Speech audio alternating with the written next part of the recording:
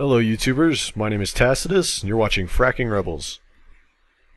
Today, patch 1.2 came out, and it's very exciting for me and for my guild. We were excited for rated war zones, but as you know, BioWare said no rated war zones.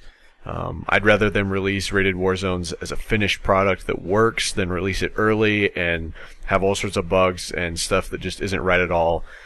But basically for BioWare, it's a bad situation because they're either going to have people yelling at them because they released it bad, or they're going to have people yelling at them because they didn't release it. So, whatever. But they did some very cool things. If you have a level 50, you get 30 days of free game time. That's very cool. Major props to them for being able to do stuff like that for their subscribers. They realize that subscribers are what make the game, obviously. This is Novare Coast. I will put up a full match of Novare Coast. This is a full match, but I will put up the intro for Novare Coast and everything, and just me and my guildies chatting over Vent in a little bit. But I wanted to put up a really quick video of Novare Coast. It's a ton of fun. This is instantly my new favorite war zone, hands down. This war zone was just a ton of fun.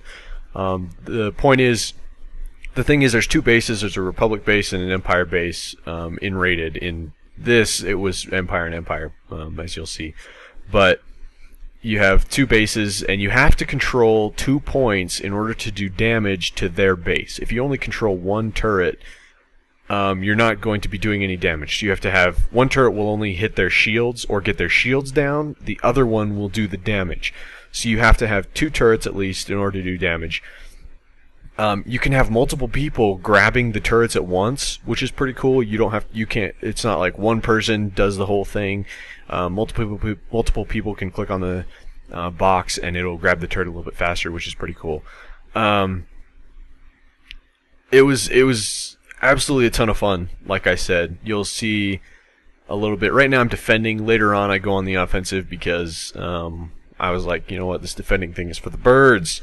No, it's not actually. Defending is the key to winning, but my team wasn't doing too well, so I went and helped out. The little bit of 1.2 impressions for me. I spent the first maybe 15 minutes after I logged in setting up my legacy tree. There's a lot of really cool things going on with the legacy tree, and I think that is... They named it Legacy, but I think everybody was looking forward to the PvP aspects of the whole thing. But they named it Legacy for a reason. There's a lot of really cool things going on with Legacy. Once you log in, you'll be able to set up how your characters are interacting with each other. This is really cool for RP people, but I thought it was kind of fun. I did it anyway. You basically set up. You have your main character, or whatever, and you can select your main. You don't have to go off one character. And you can say, oh, this character is my other character's son, or this character is my other character's wife, or this character is the rival of my other character. You can set up your characters in a bunch of different ways, which is very cool, especially for RP people, but as far as I could tell, it didn't really have any effects on anything besides, oh, that's pretty cool. But the other thing with, the other couple aspects with Legacy are, abilities. You have legacy abilities, and you have hero move, or so. I forget. I haven't done a ton. I don't know. I logged in probably 20 minutes ago and did this match, or no, probably 30 minutes ago. I don't know. Whatever. I hate you all. I'm just kidding. Anyway, you get legacy moves. So I get this character to 50, and this character is a Sith pureblood.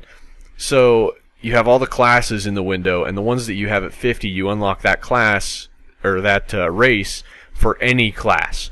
So, before, if this race couldn't be a certain class, now that you have this race at a level 50, boom, you can be that race on that class that you couldn't before. So that's kind of cool. I know a lot of people were pretty looking forward to that, which is fun.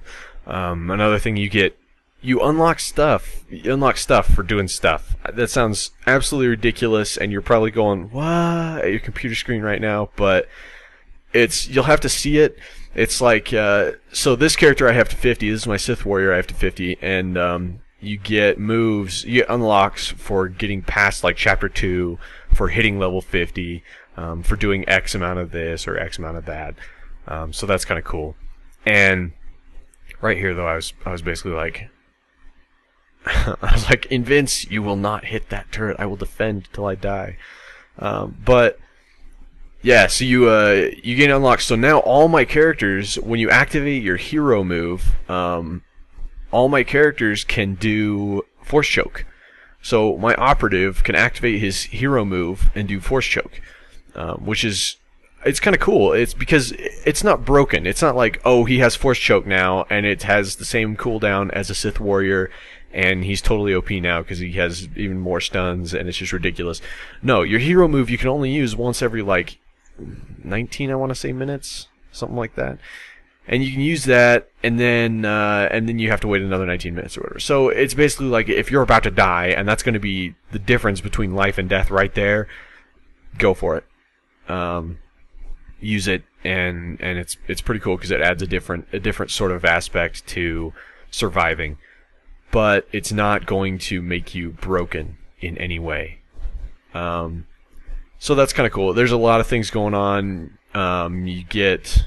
I'm trying to think. I'll post. This is my first impressions. I'll post up another video with a more detailed explanation, I suppose. I'm checking out this. In this video, what you see is the Annihilation spec. I went Annihilation again. I found Annihilation was a ton of fun, and the utility that it provides with the extra life and stuff like that is just too great to pass up. But the flavor of the month right now is Rage. They made the most changes, I believe, to the Rage tree, and so I'll be posting up an Annihilation video, Rage video, and then I'll try out Carnage again. Carnage I've found is the least viable of the 3 specs, but it is it's still pretty fun and it still has utility, so I'll probably try it out.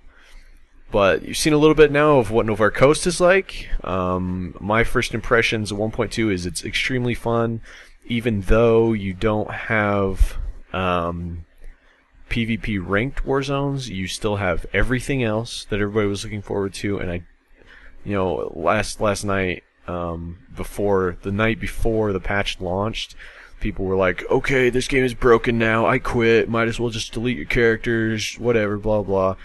And I was just laughing at them because whatever, if one little thing doesn't release and you have to quit the game, you're doing it wrong.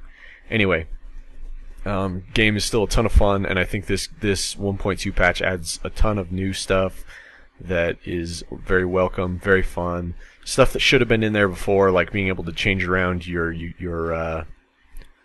interface a little bit and mess with that, and just some very cool stuff like the hero moves and legacy stuff. Like I said, Novare Coast is the best for me. I absolutely love it. One really cool thing, if you check this out, you get medals at the, say you're like, I was at 7 medals there, so I was going to go get my 8 medals. You get medals at the very end for winning in a certain amount of time. You see right here, I got a medal for winning in 10 minutes. That's kind of cool. That put me up to 9, and I was only at 7, so whatever. Anyway, thank you for watching very much. Be sure to rate, subscribe, comment, ask any questions. If you have any questions, I'll be sure to answer them. I usually get answers to you pretty quickly. Anyway, thanks for watching. Again, this is Tacitus, and hit that subscribe button.